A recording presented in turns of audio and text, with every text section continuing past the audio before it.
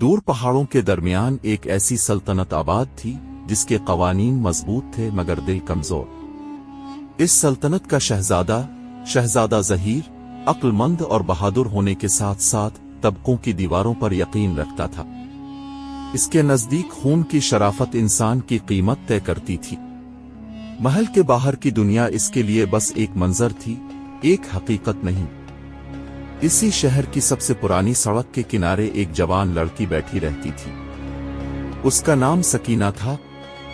لباس سادہ، ہاتھ میں ایک چھوٹا سا پیالہ، مگر چہرے پر ایسی خاموش خوبصورتی کے نظر ٹھہر جائے۔ وہ بول کر بھیک نہیں مانگتی تھی، بس آتے جاتے لوگوں کو دیکھتی جیسے ان کے دل پڑ رہی ہو۔ کوئی نہیں جانتا تھا وہ کہاں سے آئی، بس اتنا معلوم تھا کہ وہ تنہا ہے۔ شہزادہ ظہیر جب بھی شاہی جلوس کے ساتھ گزرتا، لوگ اس لڑکی کو چھپنے کا کہتے، مگر وہ کبھی نہیں ہٹتی تھی۔ ایک دن شہزادے کی نظر اس پر ٹھہر گئی۔ اس نے سپاہیوں سے کہا، یہ لڑکی یہاں کیوں بیٹھی رہتی ہے؟ سپاہی بولا، حضور، بھکارن ہے مگر خاموش ہے۔ شہزادہ نے سرد لہجے میں کہا، خاموش غربت بھی بدنما ہوتی ہے، اسے یہاں سے ہٹا دو۔ سکینہ نے پہلی بار نظریں اٹھائیں اور آہستہ سے بولی، میں جگہ نہیں مانگتی، صرف قسمت کا انتظار کرتی ہوں۔ یہ الفاظ شہزادے کے دل میں اتر گئے، مگر اس نے خود کو سنبھالا اور آگے بڑھ گیا۔ اسی رات شہزادے نے خواب دیکھا۔ اس نے دیکھا کہ وہ ایک سنسان محل میں اکیلا ہے، تاج اس کے سر سے گر رہا ہے اور دور وہی لڑکی سفید لباس میں کھڑی ہے۔ وہ اسے پکارنا چاہتا ہے مگر آواز نہیں نکلتی۔ وہ لڑکی آگے بڑھ کر تاج اٹھاتی ہے اور کہتی ہے، تاج وہی سنبھال سکتا ہے جو بوجھ بانٹنا جانتا ہو۔ شہزادہ گھبرا کر جاگ اٹھا۔ اگلے دن سے اس کا دل بے چین رہنے لگا۔ وہ بہانے سے شہر جاتا، مگر اصل وجہ وہی لڑکی تھی۔ ایک دن اس نے سادہ لباس پہنا اور اکیلا اس کے پاس جا بیٹھا۔ تم کون ہو؟ اس نے پوچھا۔ سکینہ نے مسکرا کر کہا، جو ہونا تھا وہ سب چھن گیا، اب بس انسان ہوں۔ شہزادے نے پہلی بار کسی بھکارن سے طویل گفتگو کی۔ اسے معلوم ہوا کہ سکینہ ایک معزز خاندان کی بیٹی تھی، مگر باپ کے انتقال، رشتہ داروں کی بے رحمی اور حالات کی مار نے اسے سڑک تک پہنچا دیا۔ اس نے ہاتھ پھیلانا سیکھ لیا، مگر خودداری نہیں چھوڑی۔ دنوں میں گفتگو بڑھتی گئی۔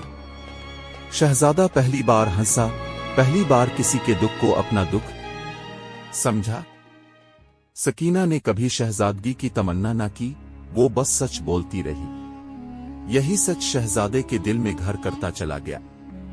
جب محل میں خبر پھیلی کہ شہزادہ ایک بھکارن سے ملتا ہے تو دربار میں کوہرام مچ گیا۔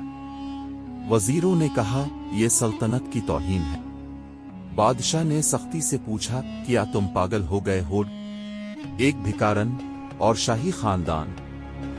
شہزادہ ظہیر نے پہلی بار باپ کے سامنے سر اٹھا کر کہا، ابا جان، وہ بھکارن نہیں، وہ آئینہ ہے جس میں میں نے خود کو دیکھا ہے۔ بادشاہ نے حکم دیا کہ سکینہ کو محل لایا جائے۔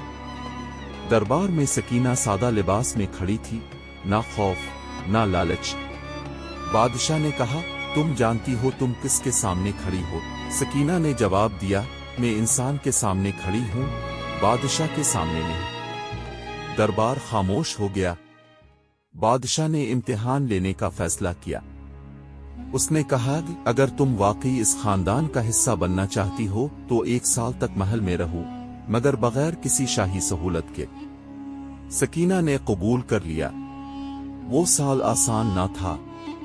محل کی عورتوں کے تانے، خادماؤں کی سرگوشیاں، دربار کی نظریں، مگر سکینہ نہ بدلی۔ وہ خادماؤں کے ساتھ کام کرتی، غریبوں کے لیے کھانا بھیجتی اور رات کو سجدے میں روتی۔ ایک دن قحط پڑا۔ سکینہ نے اپنی سادگی اور عقل سے اناج کی منصفانہ تقسیم کروائی۔ شہر میں بغاوت نہ ہوئی۔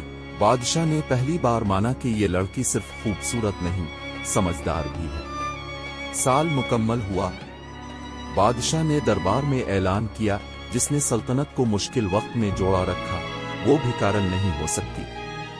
شہزادہ ظہیر اور سکینہ کی شادی سادگی سے ہوئی، نہ سونے کا شور، نہ طاقت کا مظاہرہ۔ शहर के गरीबों को पहले खाना दिया गया, फिर निकाह हुआ। जब सकीना मलिका बनी तो उसने ताज पहनकर कहा, ये ताज मुझे नहीं, मेरी जिम्मेदारी को मिला है। इसके बाद सल्तनत में कोई औरत भूखी ना रही, कोई लड़की बेसहारा ना रही। महल के दरवाजे हमेशा खुले रहने लगे। लोग कहते थे, ये वो सल्तनत है जहां भिकारन मलिका बनी, और शहजादा इंसान। और तारीख ने लिखा, जहां नियत पाक हो वहां किस्मत को भी सर झुकाना पड़ता है।